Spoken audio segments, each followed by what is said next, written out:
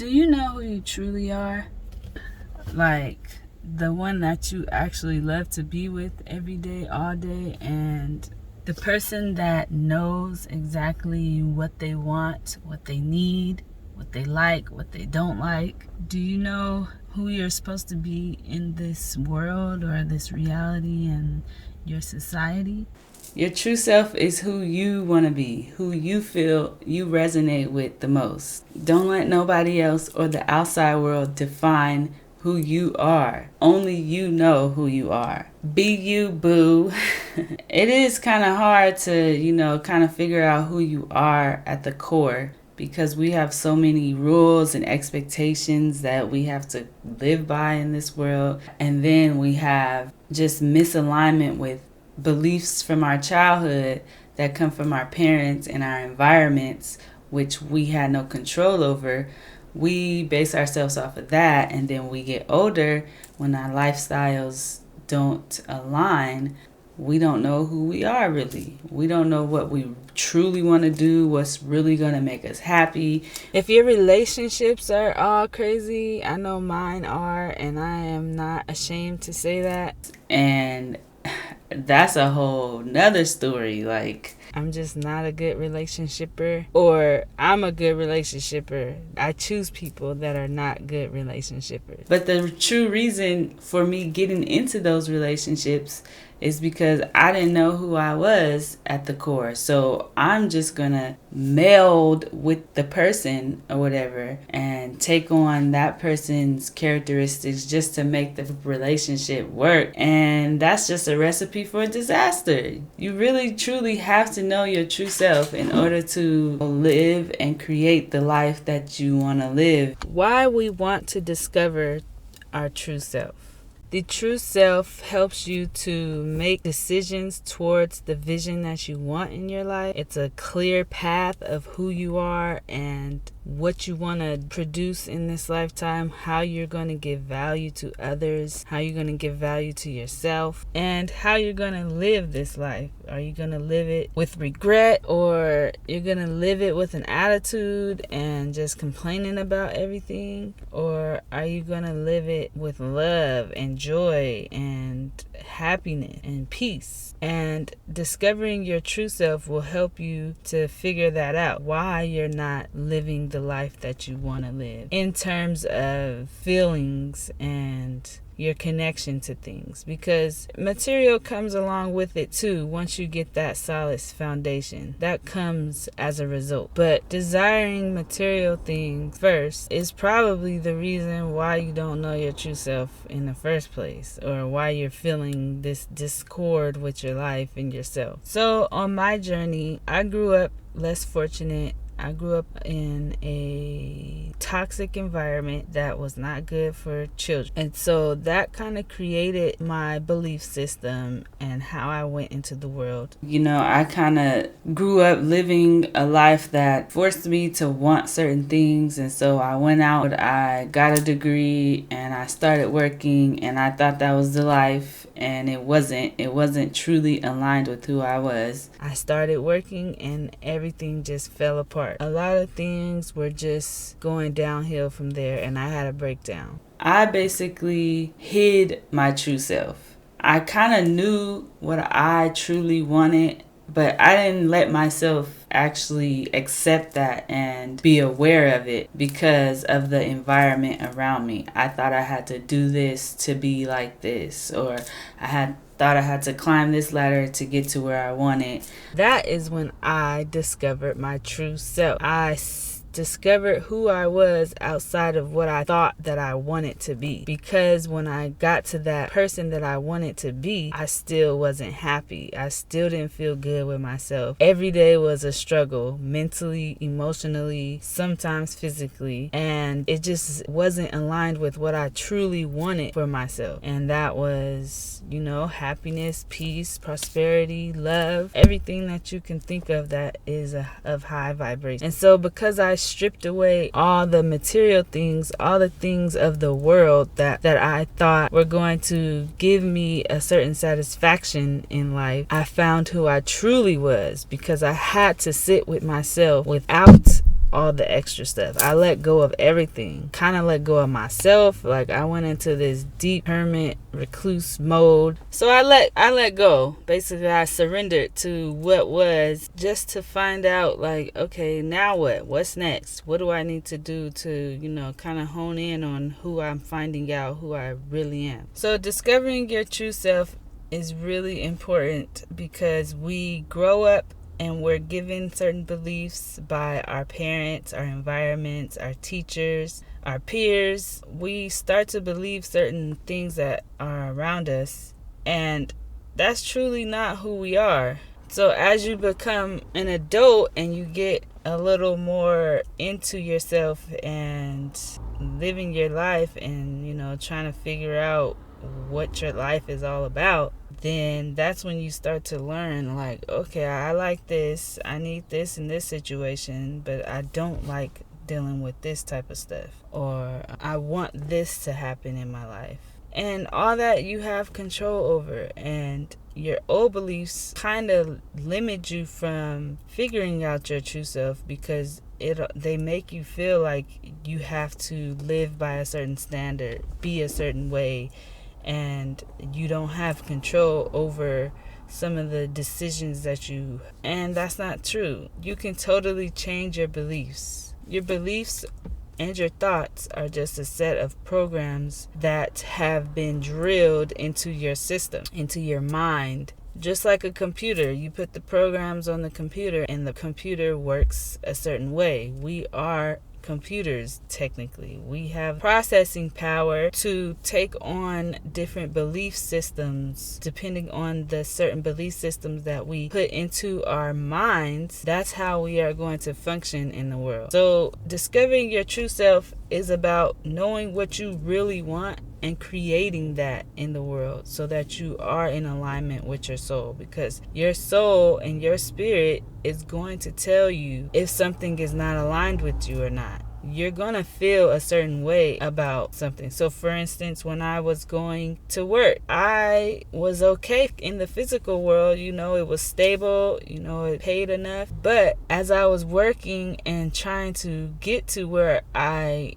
wanted to be, I was starting to feel worse and worse. Like, I just really I was not happy working a 9-to-5 career, because that was a belief that I had before, and I changed that belief. So now I can't even bring myself to go get a job from someone else. And it was an issue for me before, like a real mental issue that I felt like I was kind of going crazy. And that's what people will make you think. Oh my God, I'm so hot. Oh my God, it's so hot. I'm trying to make this video with the windows up because it's kind of loud outside, but I am so fucking hot. I'm going to open the window because I can't fucking do it. I'm fucking dripping sweat right here, boy. And yeah, so I'm in transition right now, so that's why I'm in the car.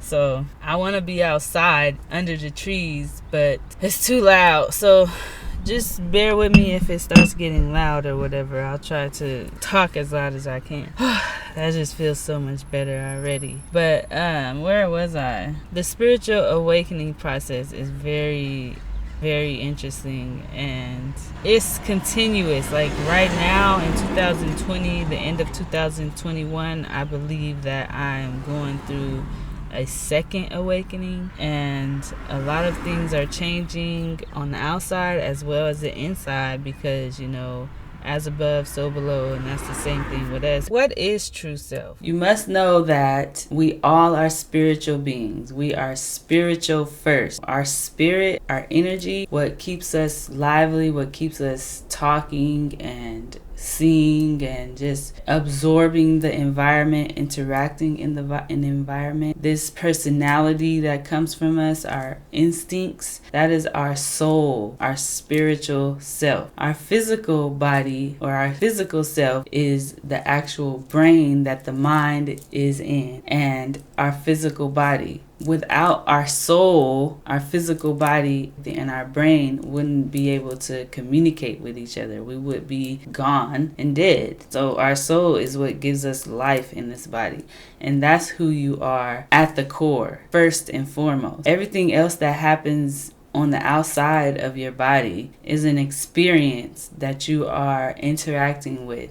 We are spiritual because, as you've probably heard, we were made in the image of God, and God is love, and everything is energy, and love is energy.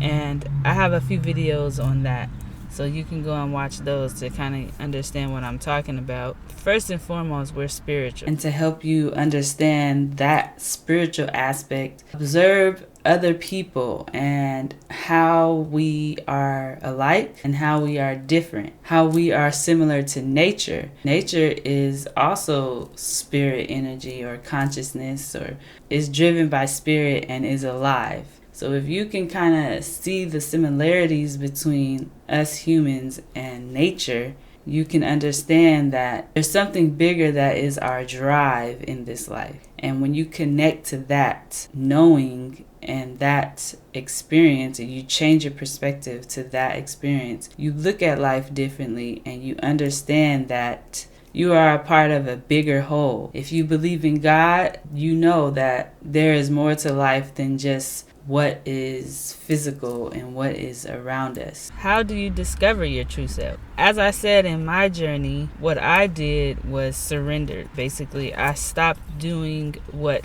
I did not want to do at all.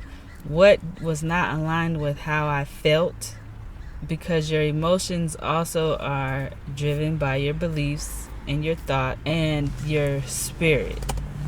So I just let go of anything that wasn't aligned with me. Anything that I didn't feel good about, anything that I didn't want to do, anything that, just wasn't aligned with what I saw myself as at that point in my life.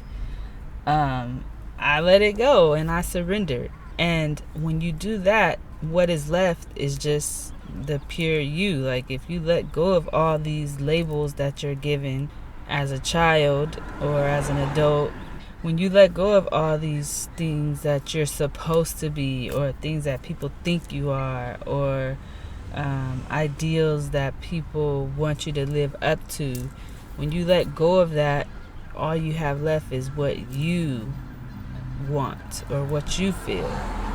And if you can connect to that, then you can discover your true self. Discover your passions. What do you like to do? What makes you feel really good? What makes you feel really energized? What keeps you focused and interested? Those are the type of things that will tell you who you are, what your purpose here is. So how I see it, my perspective on my journey, I grew up in a drugs and alcohol environment. My mom did drugs. My dad was a paranoid, schizophrenic alcoholic, and he was like non-functional. He lived on the streets and he wasn't there. My childhood, my upbringing, everything that I experienced was really, really dysfunctional and not really conducive for healthy mental health or habits and boundaries, and just wasn't healthy for a child to be raised in and to grow into a healthy adult. So I always had this inclination to want to help people when they are low or when they're not doing so well.